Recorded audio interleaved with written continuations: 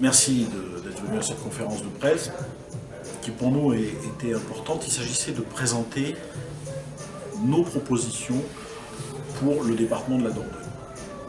Le premier point, très important pour nous, c'est d'abord un appel au civisme des Périgourdins et à la mobilisation pour participer à ce scrutin départemental.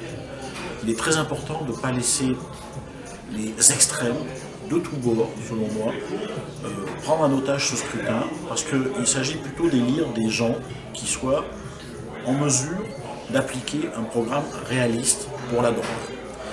S'agissant du nôtre, nous partons du constat que le département est doublement attaqué.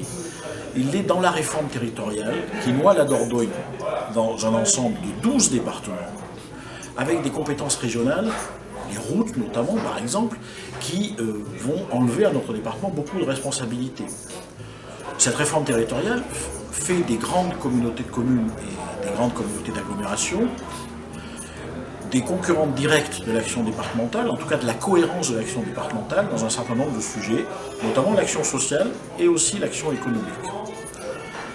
Nous tenons compte aussi du fait que la Dordogne est un département qui est dans une situation financière et économique grave, avec 427 millions d'euros d'encours de dette, dont les 2 tiers sont des prêts à taux variable et 60 millions d'entre eux aussi des prêts in fine d'emprunt sur le marché obligataire. Donc pour le moment, on ne rembourse pas le capital, mais quand ça va venir, ça va faire très mal.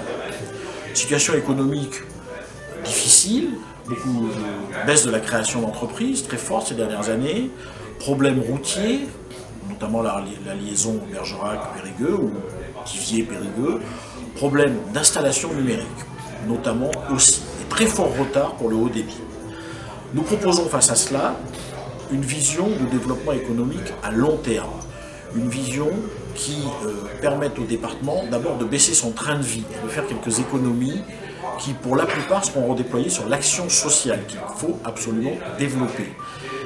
Nous proposons aussi que ce développement économique s'inscrive de manière forte dans l'ensemble régional et en concertation avec les communautés de communes. C'est notre proposition de l'Agence économique 24 pour faire, en concertation avec la région et les communautés de communes, une implantation cohérente et concertée des activités et des zones d'activité industrielles.